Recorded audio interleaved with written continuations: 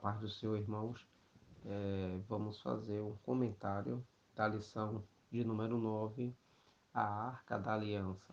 Nosso texto áureo encontra-se em Êxodo capítulo 26, versículo 33, que diz assim: Pendurarás o véu debaixo dos colchetes e trarás para lá a arca do testemunho, para dentro do véu.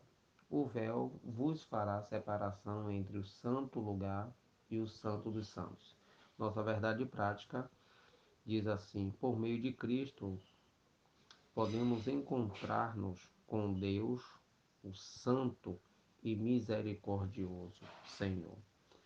Nossa leitura diária, encontra-se em Êxodo, capítulo 37, versículo 1, Deuteronômio, capítulo 10, versículo 1, Deuteronômio capítulo 10, versículo 8, Hebreus capítulo 6, versículo 18, Hebreus capítulo 9, versículo 15 e Números capítulo 7.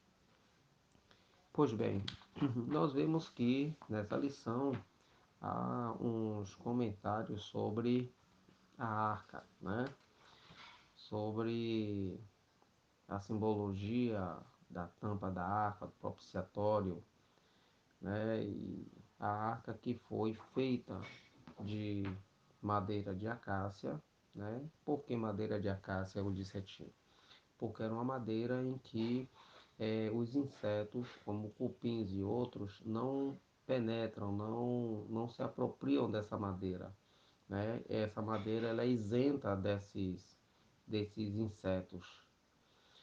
O porquê isso? Isso diz respeito à humanidade de Jesus, pois Jesus, sendo homem, não houve nele nenhum pecado, Também a arca, ela era coberta de ouro.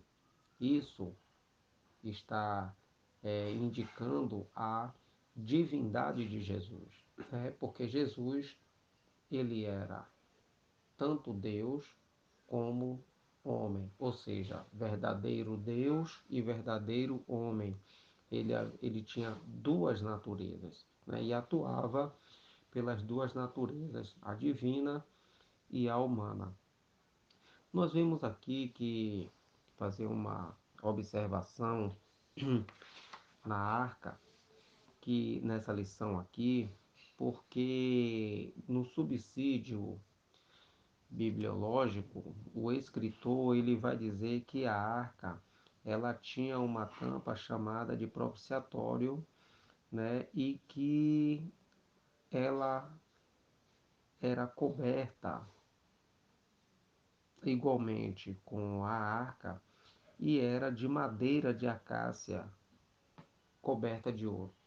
Uma correção é que a arca ela era feita de madeira de acácia coberta de ouro, mas a tampa da arca, que era chamada de propiciatório, não. Veja comigo que em Êxodo capítulo 25, versículo 17, vai estar descrito que o propiciatório, ou a tampa da arca, era feita de ouro puro. Então, é essa correção que nós vamos fazer na lição, né? Porque houve esse equívoco aqui do escritor colocar que a tampa da arca, o propiciatório, era feita de madeira, mas não era. O propiciatório foi feito de ouro puro. Veja comigo aqui no versículo 17, do capítulo 25 de Êxodo. Também farás um propiciatório de ouro puro. Então, o propiciatório era feito de ouro puro, juntamente com os dois querubins que ficavam sobre o propiciatório, ali na tampa, também eram de ouro puro.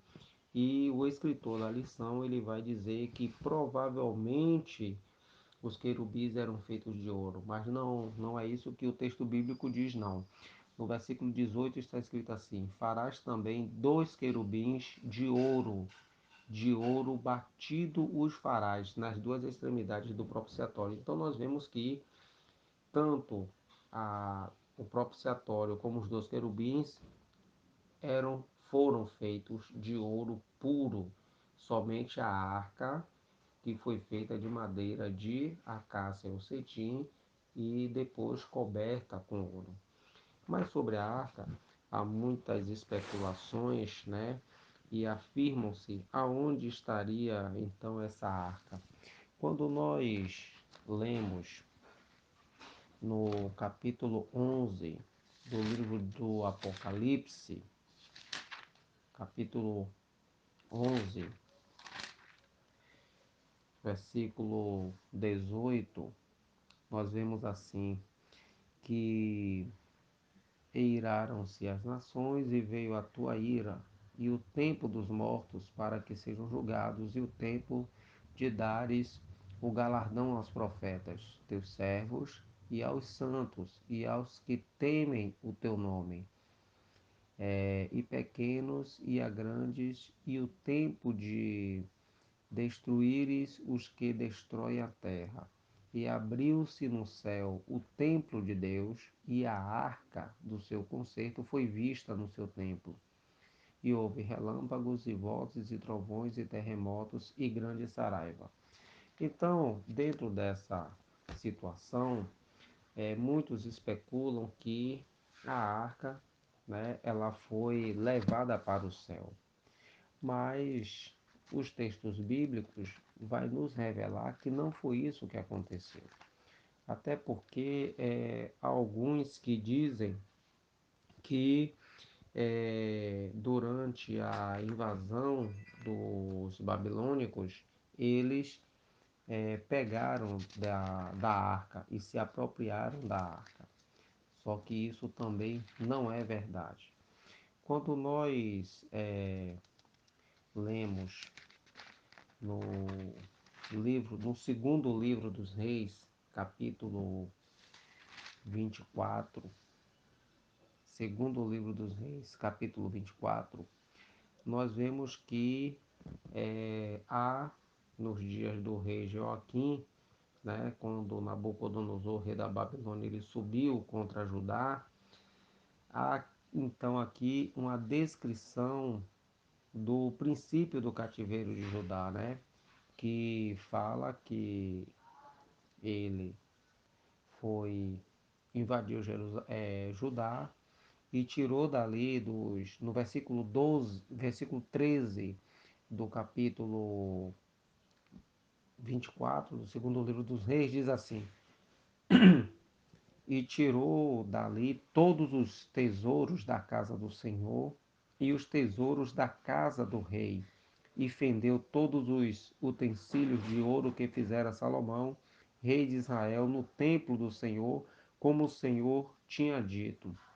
Veja aqui, ele está falando que foi levado os utensílios de ouro que fizera Salomão, né? E muitas outras coisas, e outros tesouros.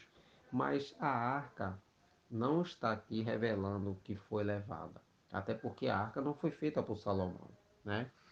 Quando nós vamos para o capítulo 25 do livro, do segundo livro dos Reis, né?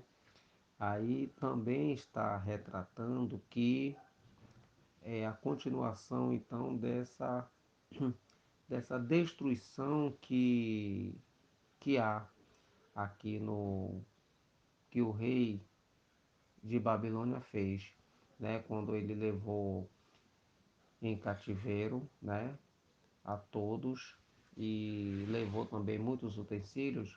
No capítulo 25, versículo 9 diz assim: e queimou a casa do Senhor e a casa do rei, como também todas as casas de Jerusalém, todas as casas dos grandes, igualmente queimou, né?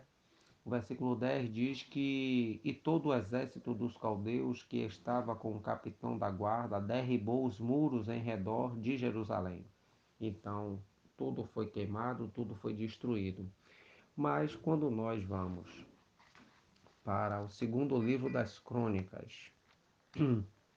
Segundo livro das Crônicas, no capítulo 36, versículo 19, diz assim: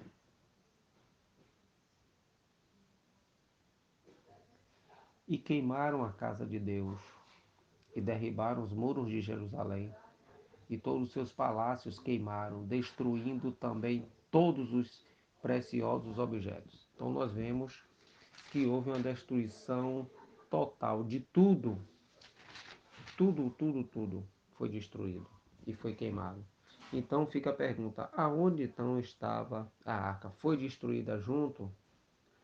Os babilônicos levaram? O que foi que aconteceu?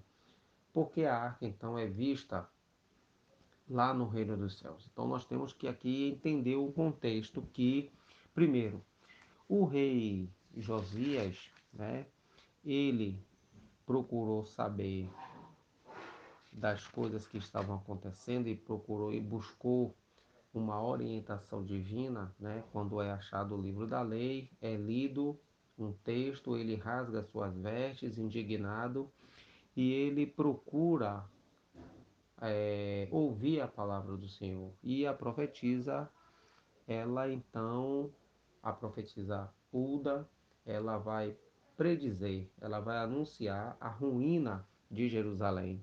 Então, quando é falado ao rei Josias, é-lhe dito também que isso não aconteceria nos seus dias, pois ele tinha buscado ao Senhor. No entanto, ele desceria à sepultura em paz, mas essa ruína viria após o seu reinado, após os seus dias. Então, quando nós lemos no capítulo 35 do segundo livro das Crônicas, capítulo 35, no versículo 2, diz assim: E Josias estabeleceu os sacerdotes nos seus cargos e os animou ao ministério da casa do Senhor. E disse aos levitas que ensinavam a todo Israel e estavam consagrados ao Senhor: Ponde a arca sagrada na casa que edificou Salomão, filho de Davi, rei de Israel. Não tereis mais esta carga aos ombros. Agora servi ao Senhor vosso Deus e ao seu povo de Israel. Observe que é, o rei Josias, então, ele manda pôr a arca na casa que edificou Salomão, mas, e depois diz assim, que os sacerdotes não teriam mais esta carga aos seus ombros. O que isso significa? Significa aqui que nós temos que buscar o original do vocábulo casa aqui em hebraico, que é baiut, que significa câmaras, calabouço, quartos interiores, ou pontes mais baixas, ou esconderijos. O que aconteceu aqui foi o rei Josias, sabendo da ruína que viria a acontecer sobre Judá, ele então reúne os sacerdotes e manda esconder a arca do Senhor na casa de Salomão, ou seja, colocando essa arca debaixo da casa, em um lugar abaixo, um lugar subterrâneo, uma câmara ou calabouço subterrâneo embaixo da casa que edificou Salomão. E ali ficou preservada a arca do Senhor, ali, sob a casa de Salomão, ou seja, debaixo. É isso que o vocábulo Baiut quer dizer. Por isso que Josias, sabendo dessa destruição que viria, ele então preserva a arca do Senhor, mandando escondê-la em uma parte, em um compartimento subterrâneo, debaixo da casa que edificou Salomão. É por isso que ele diz que os sacerdotes não teriam mais o encargo, essa carga de estar sobre, ou seja, essa responsabilidade com a arca, porque ele estaria escondida, né? Então, o que acontece? O texto aqui não está referindo a colocar na arca do templo, ou colocar a arca no templo do Senhor, e sim na casa que edificou Salomão. E nós vimos que, tanto no livro dos reis, como também no livro das crônicas, tanto a casa, o templo foi destruído, como também a casa que edificou Salomão. Tudo foi destruído, os muros caíram, tudo pegou fogo. Então o que acontece? Josias fez isso porque que, de antemão, a profetisa tinha dito a ele que era a ruína que viria. Então ele, com zelo, ele procura esconder essa arca. E a arca ficou sob os escombros da casa de Salomão. Ou seja, tudo foi destruído, tudo foi queimado e a arca permaneceu ali embaixo ali. E ali ficou. Só que como explicar então a visão que o apóstolo João tem da arca do Senhor no reino dos céus? A resposta está na Epístola aos Hebreus, no capítulo 8, no versículo 5, que diz assim: os quais servem de exemplar e sombra das coisas celestiais, como Moisés divinamente foi avisado, estando já para acabar o tabernáculo, porque foi dito: olha, faze tudo conforme o modelo que no monte se te mostrou. Então nós vemos que Moisés, ele viu essa arca que João viu, que está no reino dos céus, né, na glória. Então Moisés, vendo aquela arca, ele mandou fazer uma igual. A arca que tinha aqui era igual à que estava lá, né? Era um modelo, era uma cópia. Então a arca daqui não é a mesma de lá. A arca que estava aqui com Moisés e o povo, né, foi uma cópia daquilo que Moisés tinha visto no reino dos céus. Portanto, não é a mesma arca, era uma cópia. E aí dá a explicação de que porque João viu aquela arca, né, ele viu a original no reino dos céus. A arca que estava aqui na terra, né, era uma cópia que era feita de madeira de acácia, era uma cópia daquela que está no reino dos céus. E nós sabemos que a arca, como simbolizava a presença de Deus, né, hoje nós temos a presença de Deus dentro de nós, que é a pessoa de Jesus Cristo. Por isso que o profeta Jeremias, quero finalizar com esse texto aqui, livro de Jeremias, capítulo 3, no versículo 16, diz assim: e sucederá que, quando vos multiplicardes e frutificardes na terra, naqueles dias, diz o Senhor, nunca mais se dirá a arca do concerto do Senhor, nem lhes virá ao coração, nem dela se lembrarão, nem a visitarão. Isso não se fará mais. Por quê?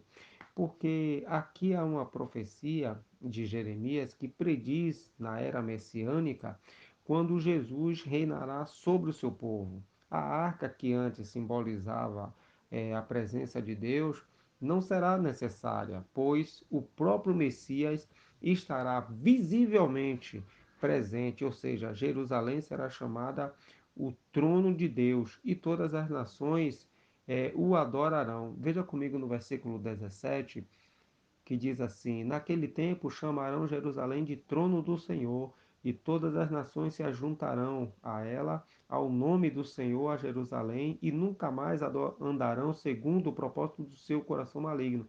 Naqueles dias andará a casa de Judá com a casa de Israel, e virão juntas da terra do norte para a terra que dei em herança a vossos pais.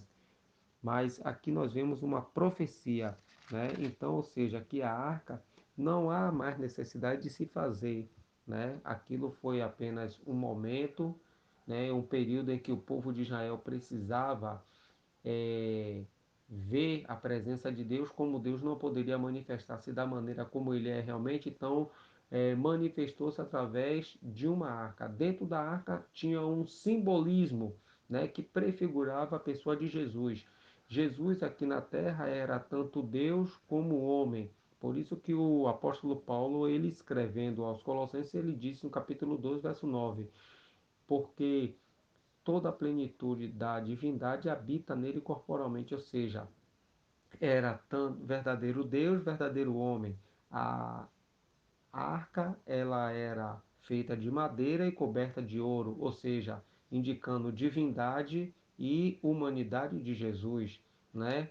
Então tinha a presença dos querubins ali sobre a tampa do propiciatório, todo um simbolismo daquela arca que prefigurava Jesus, como o escritor aos Hebreus ele vai nos dar uma explicação muito ampla, muito profunda a respeito disso. Que Deus assim nos abençoe em nome de Jesus.